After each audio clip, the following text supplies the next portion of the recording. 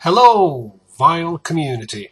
I was inspired by a fellow member of the vinyl community called Biosite1, who did a video about Cassette Community, recent rare cassette finds. And I thought, well, why not? I can't say I collect cassette tapes, but of course I've got some. And also I have a special relationship to cassette tapes. For many years I thought that they were utter crap and I wouldn't even touch them, but for many years they were something that I listened to a lot and also used while recording, of course, my own music. A couple of years ago I got hold of a fairly decent cassette deck, and also I talked to a friend who also here on YouTube and who also collects records, and he described his love for cassette tapes. So I've started to buy some cassette tapes again, and also I've rescued some that I had earlier in my life, because many of the cassettes I've had I've tossed them more or less, especially since I got hold of vinyl versions of the same recordings. But I thought I'd show you some cassettes from my collection, and I thought I'd actually start by some that may not look that special, because you see, what is this? Well, it's Maxell tapes from the 90s. Maxell UR. Maxell was, of course, the brand that I used most of all when I used to record in the 80s and 90s. I recorded from the radio, I recorded vinyl albums, I borrowed albums and recorded them to cassette. Same thing that I'm sure many of you recognize. What's so special about these? Well, I've got some more too, but these two that I found in the haste. One of them contains Ruben and the Jets, and Frank Zappa, of course. The other one contains Frank Zappa, Shut Up and Play Your Guitar. What's so special about these fairly common cassettes with recordings of Frank Zappa? Are they valuable? Well, not really, but they are valuable to me, because these were recorded from original vinyls, I think, to cassette tape maybe 10 years ago by a man who's called Affe, and he was a good friend of my mother's, and sadly he passed away much too early. So he was the one who introduced me to Frank Zappa, who told me which records to look out for and so on, because of course, as you know, Zappa's made such an incredible amount of records that you really don't know where to start unless somebody guides you, because if you start with the wrong album you might end up hating Frank Zappa.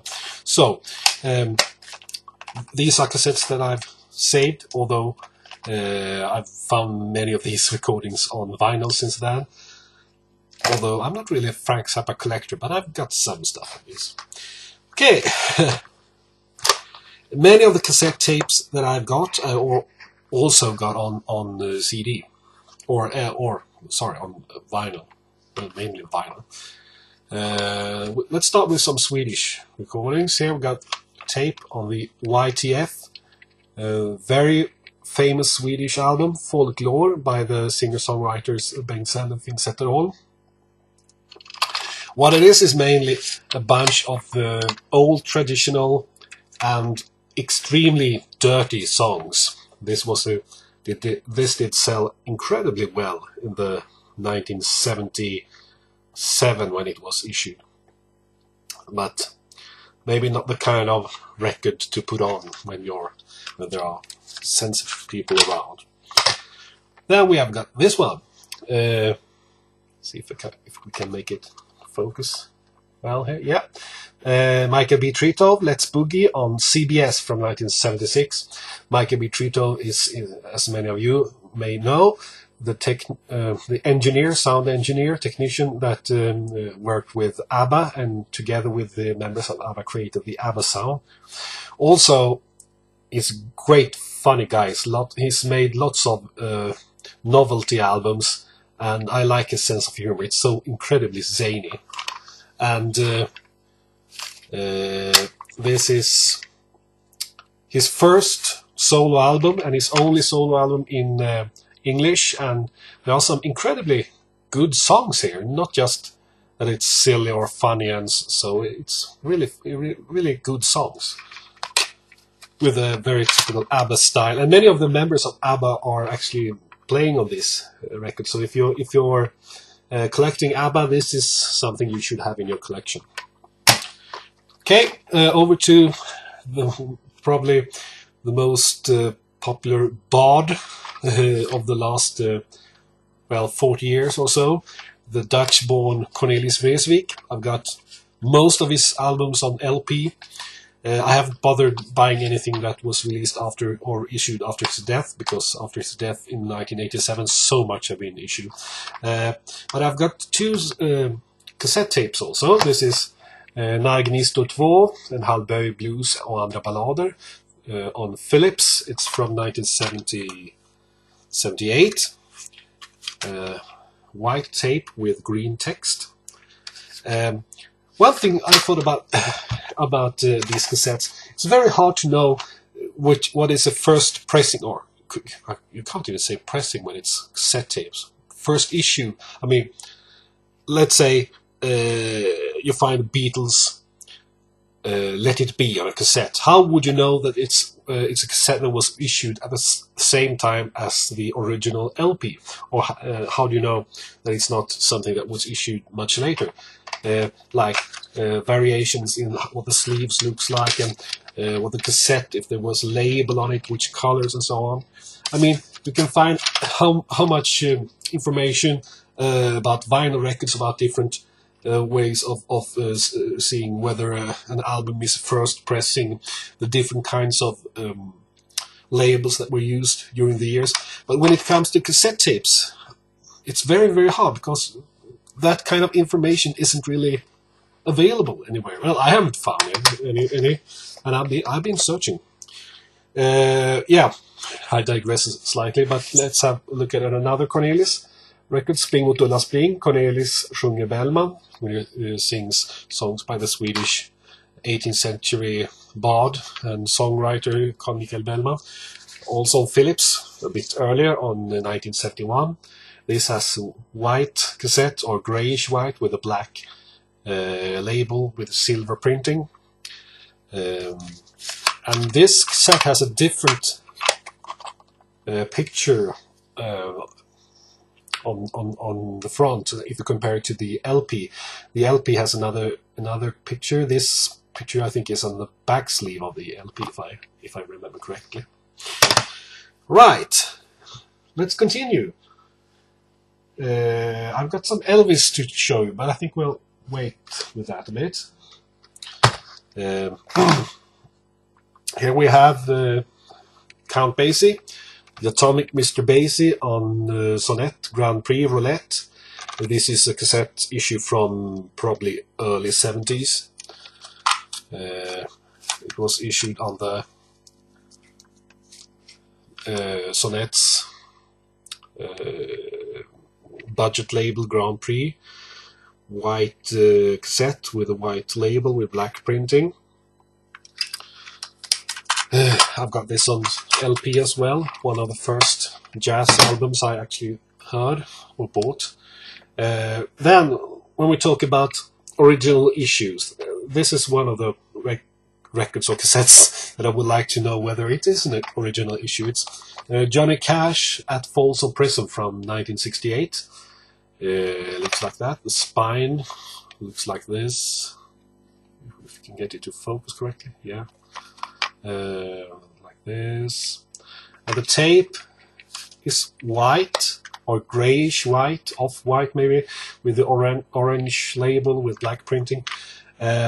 This could be issued from at the same time as the original LP, but I'm not sure. I'm not certain. It's a great tape and it's in great condition. It sounds lovely. The only musical that I really care for is Cabaret, mainly because, well, it's a good musical. Well, there are others too, but when I was a teenager, I played in a school version of Cabaret, and I played, well, mainly I played in the orchestra, but also I played the role of a Jewish fruit seller. And I have this on LP too, but I found this on cassette. Liza Minnelli. It's on ABC Records. the vinyl, pardon, the vinyl issue I think was on, well, the version I've got is on the Probe, but this is a German ABC, white with a yellow label. But yeah, this is a Frank Sinatra cassette, one of the very few Frank Sinatra anything I've got. I'm not a collector of Frank Sinatra, although I like him, but I don't collect him. This is, well, first of all, it's on reprise. It's a bit worn here, but the tape is fine, and it has this weird kind of case that I don't think we had in Sweden or Europe. I think it's mainly in America we've seen this. And it's often on records or cassettes that are produced in collaboration with Ampex. And Ampex was famous for their tape back then. So it's on the reprise, and I'm quite sure that it's from the same time as the album that I think came out in 1966 or 67 sometime. Okay, another CBS. This is a good album, and I found it on cassette too, Blood, Sweat and Tears. It has the same orange label like the Johnny Cash album I showed earlier, so it might be from the time. Then we have a cassette that I think is quite rare, with the singer-songwriter Dan Fogelberg, presenting Dan Fogelberg. And this is a demonstration copy, not for sale.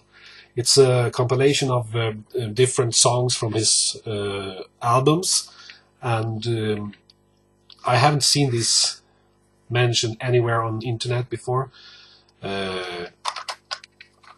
It's from 1980, and yeah, it's different songs from his albums up until 1980. You see a demonstration copy, not for sale, so I think this is rare, and it's a very good compilation. Over to a very good album that I don't have on vinyl, although I will buy it one day when I find a really good copy that's not too pricey. Tumbleweed Connection, Elton John, on DJM, and it has a looks similar to the Philips cassette, with a black label with grey printing. So I guess they are somewhat connected there. Another CBS, The Incredible Gary Puckett and the Union Gap. And this has also the orange CBS label. Sorry, I got hold of a big bunch of CBS cassettes at the same time almost. And this is another one that I also have on vinyl. Weather Report, Heavy Weather. No label on the cassette, just printing on the white plastic here, from 1977. And 10cc, How Dare You, on Mercury. This is the first issue by 10cc I had in my collection. I bought it for almost nothing. I can say this about all these tapes, that I paid almost nothing for them. So I'm not spending lots of money on cassettes, because often you don't really know the quality of the cassette until you take it home and listen to it. But this is the Mercury with the same Philips-styled label. This is from 1975, a Dutch issue. Okay, we have some more. We got Joe Cocker, Mad Dogs and Englishmen, on A&M. Looks like this. And white cassette with white label, black printing. It says from 1970, and it may as well be from that year. Manfred Mann's Earth Band, Solar Fire on Island. White cassette or off-white cassette with light pink label with black printing from 1973. Here's another one that I got on vinyl as well, Exception, Trinity from 1973, with a typical off-white cassette with black label and grey printing. No, silver printing. Another one that I got on vinyl as well, Focus, Hamburger Concerto on Polydor, with a off-white cassette with red label and black printing. I'm speeding it up a bit now. Oh, the Swedish great guitar player Janne Schaffer, Catharsis on CBS from 1976. This is a very good cassette by good musician Wladek Gulgowski, Soundcheck on Polydor from 1976. The normal Polydor styled cassette. And a good Swedish singer-songwriter, John Holm. Veckans Affärer, I think it's his second or maybe his third album. It's on Metronome.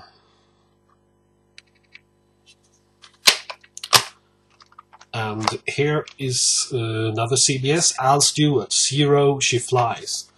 And if you're familiar with the way the vinyl album sleeve looks like, this picture of Al Stewart is just a small detail from the vinyl sleeve. Okay, almost done. Let's finish with some Elvis tapes. And one of them meaning a bit extra for me. First of all, we have got Elvis Sings Flaming Star. It's obviously from the 70s. It says 1971 on the tape even though the actual album was released a couple of years earlier. We got Blue Christmas, which is the Christmas album version that was issued in the, I think, 1976. It says, looks like that. We got Elvis, the Rockin' Days, with the orange label on white cassette.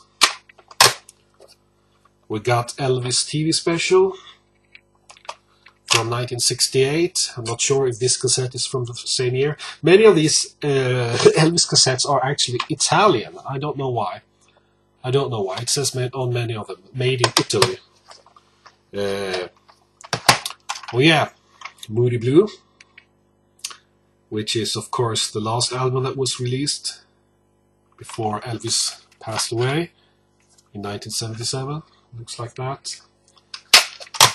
And Our Memories of Elvis, with a horrible cover with the Colonel on the front and Elvis' father. There were two volumes. The first one where they stripped off all the unnecessary strings and overdubbings. This is okay. Volume 2 is actually much better, and also it's got Elvis on the front cover.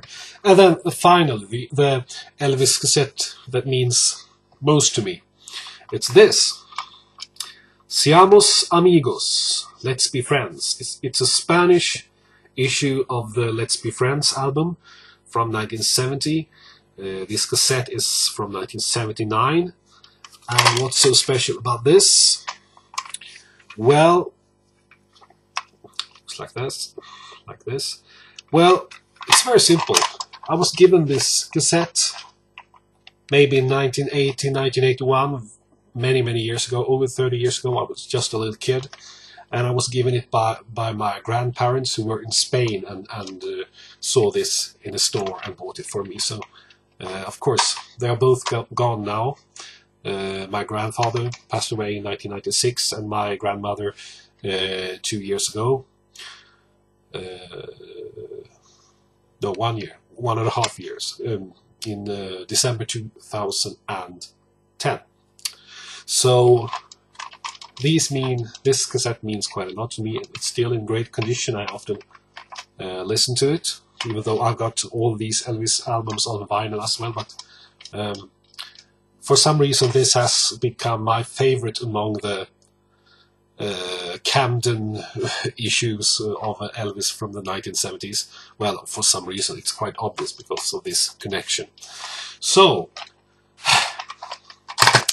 those are some cassettes for you to watch.